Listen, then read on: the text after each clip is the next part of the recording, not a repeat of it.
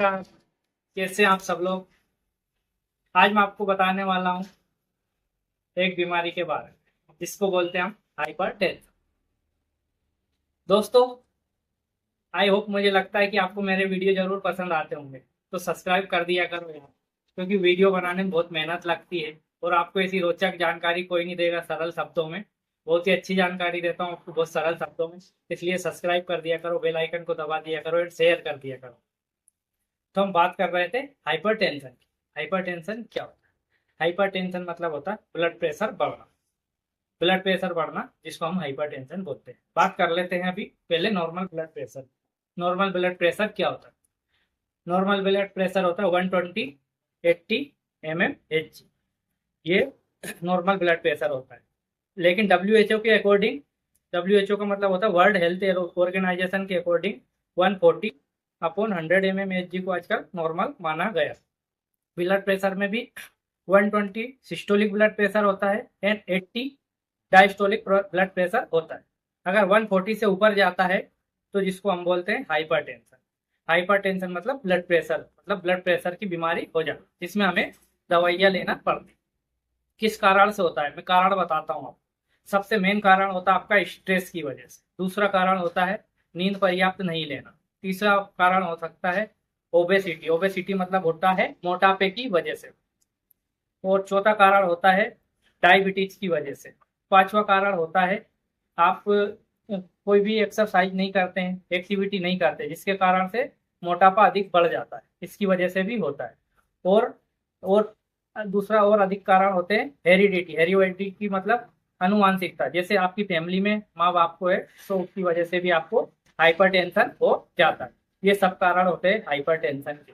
और एक मुख्य कारण होता है किडनी की वजह। किडनी में कोई सी बीमारी है, किडनी हाइपरटेंशन है, उस वजह से भी हो जाता है। और लीवर के फेल होने की वजह से भी आपको हाइपरटेंशन हो जाता है। ये हाइपरटेंशन के कारण। अब लक्षण क्या क्या दिखाई देते हैं?